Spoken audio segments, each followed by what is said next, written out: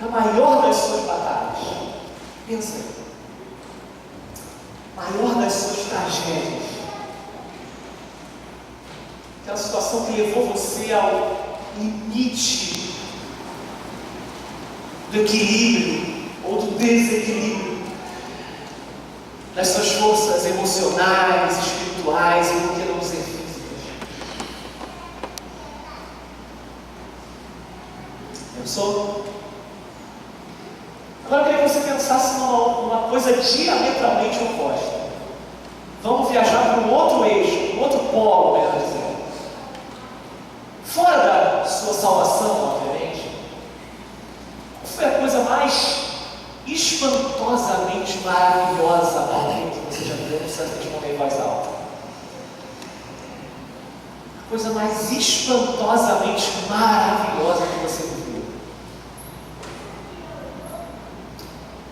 Pensou? Ok. Vou tentar explicar para vocês o que Paulo quis dizer com Romanos 8, do 28 ao 37. Nem as coisas ridiculamente trágicas pelas quais você já passou em sua vida, tampouco as coisas absurdamente maravilhosas que você já experimentou na sua existência podem ser comparadas ao amor de Deus derramado em sua vida. Podem ser um obstáculo a que esse amor te una à pessoa do seu Criador, que é também em Cristo Jesus o seu Salvador. O que Paulo está querendo dizer no texto que nós vamos ler é que as maiores tragédias e os maiores trunfos da existência, as coisas mais risíveis, mais ridículas, mais absurdas, mais trágicas, mas também as mais impressionantes, elas não são suficientemente fortes para que obstruam a potência do exercício do amor de Deus sobre a sua vida, irmão. Eu posso ouvir um amém? Amém. Agora dá para entender o que Paulo quer dizer. E é isso que ele tentará fazer a gente enxergar num dos textos mais impressionantes de toda a Escritura Sagrada. Nós falamos pela manhã que a Epístola aos Romanos é quase que um tratado de teologia.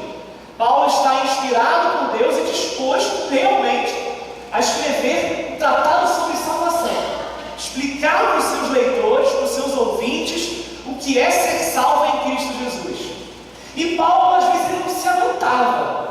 Ele ficava tão impressionado com as coisas maravilhosas do conselho de Deus, com as coisas impressionantes que dizem respeito à salvação que vem de Deus e passa por Jesus, que ele parava as suas especulações filosóficas, ele parava os seus escritos teológicos e começava a cantar, e começava a adorar. E há pelo menos duas canções de louvor a Deus, pelo menos, há quem diga que haja mais, mas pelo menos duas canções de louvor a Deus, em especial na Epístola aos Romanos. Romanos 8, no finalzinho, e Romanos 11, também no finalzinho.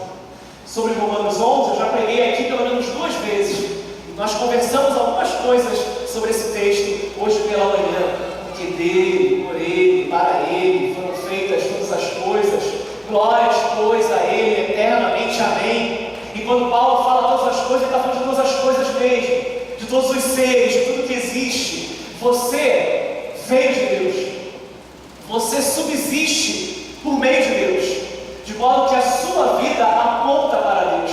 A quem mais você dará glória? Se você conheceu o ser, de onde veio a sua vida, por meio de quem a sua vida continua a existir, e para o qual a sua vida aponta, a quem mais nós daremos glórias? Então Paulo encerra o capítulo 11 dizendo: glórias, pois, eternamente a ele, amém. E é interessante porque no capítulo 12, verso 1, Paulo então fala, olha, diante disso a gente tende a dividir, né? Mas Paulo não escreveu isso dividido. Romanos 12, 1 está lá: rogo-vos, pois, irmãos, que apresenteis os vossos corpos como sacrifício vivo, santo e agradável a Deus, e esse é o vosso culto racional. Esse é o vosso culto lógico. Esse é o culto que faz sentido diante de Deus. Que sentido tem esse culto? Eu me entregar por inteiro. Porque tudo veio dele, tudo é por ele, e tudo aponta para ele. Então só há lógica no culto que pressupõe que toda a minha vida, sem exceção, na íntegra, deve ser entregue nas mãos do Senhor. Canção tão bonita quanto a de Romanos 11 e a de Romanos 8, eu quero ler com vocês agora. Se você quiser ter uma aproximação mais intimista do texto, menos teológica, quiser fechar os seus olhos, aproveitar essa leitura, enfim, faça isso. Mas acompanhe comigo agora o que Paulo diz a partir do verso 28 de Romanos, capítulo 8. Sabemos que Deus age em todas as coisas para o bem daqueles que o amam, dos que foram chamados de acordo com o seu propósito. Paremos por aqui. Eu não vou ler o texto todo para que, enfim, possa pregá-lo. Eu vou, na verdade, fazer algumas inserções à medida em que a gente for transcorrendo com a leitura. Então, para por aqui. Dá uma observada nesse verso 28, não dorme ainda não. Sabemos que Deus age em todas as coisas para o bem daqueles que amam a Ele, ou que o amam, né? Esse texto é mais conhecido numa outra versão. Quem que poderia declarar essa versão para a gente? Todas as coisas concorrem àqueles que amam a Deus. É exatamente isso. E esse verso, quando expropriado do seu contexto, quando visto fora da sua realidade da história, é uma maravilha, né? Porque a sensação que ele nos causa é que absolutamente tudo de bom na nossa vida irá ocorrer como prova, como cristalização do amor de Deus sobre nossas vidas. Não. Efetivamente não é disso que Paulo está tratando. Nós veremos logo em seguida que a morte, a vida, que as tribulações, que as dificuldades, que nada poderá nos separar do amor desse Deus. Então Paulo não está falando da maré mansa, da vida fácil, da vida boa e plenamente boa, nesse sentido da abundância e da falta de conflitos. Não é isso a que Paulo se refere. Muito ao contrário, ele está reforçando que a vida tem lutas, que a vida tem dificuldades, que essa vida é bastante problemática, mas sabemos que Deus age em todas as coisas. Isto é, tudo aquilo que é julgado bom, e mesmo tudo aquilo que é percebido como algo ruim para nós, sobre todas essas coisas o soberano Deus age sobre nós. Isso pode parecer terrível para você, porque de uma hora para outra você descobre que o meu Deus, que o nosso Deus, que o seu Deus pode agir sobre a sua vida, inclusive diante das coisas que são ruins. Pode parecer ruim, mas não é. Eu diria que muito ao contrário. Isso me traz uma grande esperança, porque na verdade o que eu percebo a nós é que a graça de Deus e o amor de Deus estão sobre mim de uma maneira tão impressionante, que mesmo quando eu perceber que os dias são maus, mesmo quando eu perceber que as pessoas são carregadas nas caçambas dos carros policiais por aí, mesmo quando eu caçambas não, malas dos carros policiais por aí, mesmo quando eu perceber que as caçambas andam levantadas nas rodovias da vida a derrubar as passarelas que estão sobre as nossas cabeças, mesmo quando a gente percebe que o mundo é uma grande tragédia, o que Paulo está a nos dizer é que absolutamente nada, nem o maior dos dilúvios, poderá nos separar do amor de Deus que está em Cristo Jesus. Por isso sabemos que todas as coisas concorrem para o bem daqueles que o amam, dos que foram chamados de acordo com o seu propósito. Pois aqueles que de antemão conheceu, também nos predestinou para serem conformes à imagem do seu Filho, a fim de que ele seja o primogênito entre muitos irmãos. Por que todas as coisas concorrem para o nosso bem, diz Paulo aqui? Porque através da obra salvadora de Jesus, nós podemos ser chamados irmãos do próprio Cristo, irmãos daquele que é filho legítimo, por assim dizer, de sangue de Deus.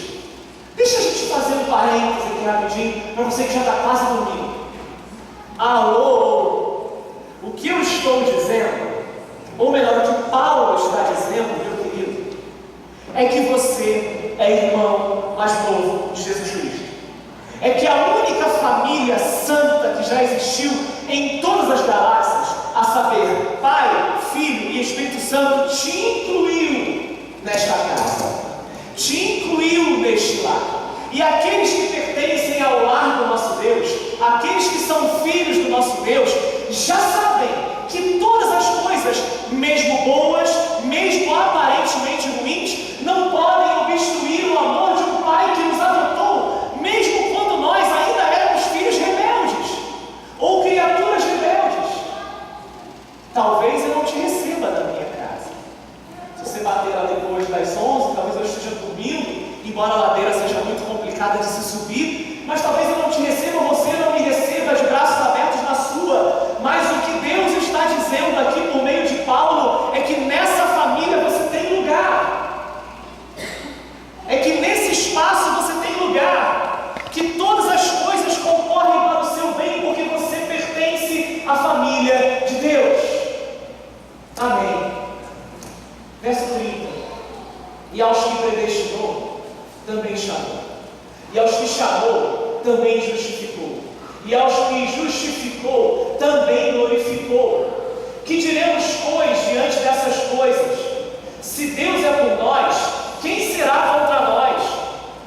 Aquele que nos chamou, também nos glorifica.